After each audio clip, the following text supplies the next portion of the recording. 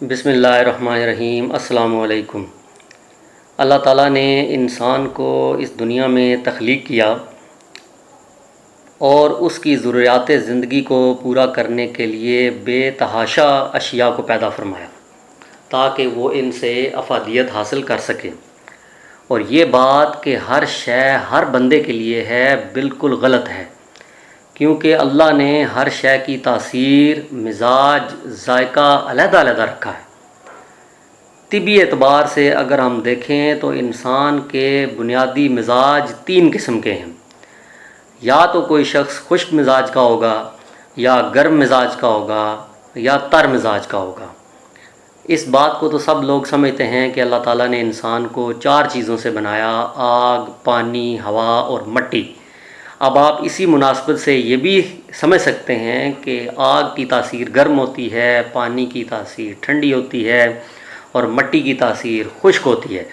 تو اسی مناسبت سے جسم کو قوت دینے کے لیے اللہ تعالیٰ نے سبزیاں، پھل اور گوشت بنائے، اور ان میں سے کچھ چیزیں خشک ہیں، کچھ چیزیں گرم ہیں، کچھ چیزیں تر ہیں۔ لہٰذا قانون فطرت کو مد نظر رکھتے ہوئے ہمیں وہ اشیاء لینی چاہیے جن کی ہمیں ضرورت ہو۔ اگر ہم وہ اشیاء لیں گے جن کی ہمارے جسم کو ضرورت نہیں ہے تو ہم بیمار ہو جائیں گے۔ اسی طرح اگر ہم وہ اشیاء نہ لیں جن کی ضرورت ہمارے جسم کو ہے تب بھی ہم بیمار ہو جائیں گے۔ لہٰذا پہلے آپ یہ معلوم کر لیں کہ اشیاء کا مزاج کیا ہے۔ تو آئیے دیکھتے ہیں کہ ہمارے جسم میں اشیاء جو ہے وہ کون کون سے کیمیکلز جنریٹ کرتی ہیں اور ہمارے مزاج کے اوپر کس طریقے سے اثر انداز ہوتی ہیں۔ تو سب سے پہلے ہم وہ اشیاء دیکھیں گے جو ہمارے جسم کے اندر بلغم پیدا کرتی ہیں، یعنی وہ اشیاء جو ہمارے جسم میں، اگر میں ٹرمنالوجی یوز کروں اس میں، تو الکلی پیدا کرتی ہیں، یعنی بلغم کو پیدا کرتی ہیں۔ تو وہ چیزیں ہم دیکھ لیتے ہیں۔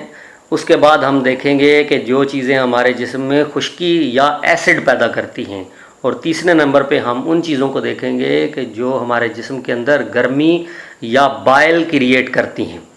تو آئیے سب سے پہلے دیکھتے ہیں وہ اشیاء، وہ خوراک، وہ غذا جو ہمارے جسم کے اندر بلغم، تری یا الکلی پیدا کرتی ہیں۔ یہ دیکھیے آپ کے سامنے چارٹ ہے، وہ اشیاء جو جسم کے اندر بلغم پیدا کرتی ہیں۔ ان میں توری، بھنڈی، ٹینڈے، کدو، شلجم، پیٹھا، چقندر، اور پھلوں وغیرہ میں آپ کے سامنے امرود ہے اور کیلا ہے وغیرہ وغیرہ۔ یہ ساری اشیاء آپ اس کو جو ہے وہ آرام سے اور تسلی سے دیکھ سکتے ہیں۔ ساتھ ہی اگلی سلائیڈ میں یہ دیکھیں وہ اشیاء جو آپ کے جسم کے اندر خشکی یا ایسڈ پیدا کرتی ہیں۔ تو اس میں آپ دیکھ لیں انڈا آملیٹ ہے، پالک کا ساگ ہے، مسور کی دال ہے، کالے چنے ہیں، سفید چنے ہیں، کریلے، اوجڑی اور بینگن ہیں۔ اور ساتھ آپ دیکھ لیں اگر پھلوں کے اندر دیکھیں تو مالٹا ہے، سنگترا ہے، آڑو ہے، لیمن کا استعمال ہے۔ یہ ساری چیزیں آپ غور سے پڑھ بھی سکتے ہیں، دیکھ سکتے ہیں اس کے اندر کہ یہ چیزیں آپ کے جسم کے اندر ایسڈ کو پیدا کرتی ہیں۔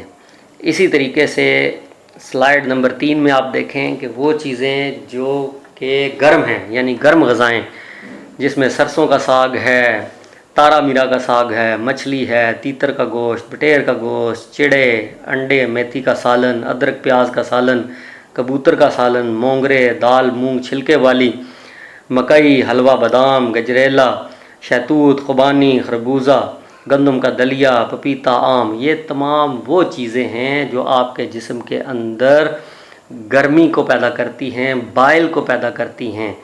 تو اگر آپ ان تینوں چارٹس کو علیحدہ علیحدہ لکھ لیں، آپ کے 10 سے 15 منٹ لگ جائیں گے، لیکن آپ کو یہ معلوم ہو جائے گا کہ آپ کے گھر میں آنے والی سبزی یا فروٹ جو بھی آ رہا ہے اس کا مزاج کیا ہے، اور ہمیں کون کون سی اشیاء کس وقت لینی چاہیے۔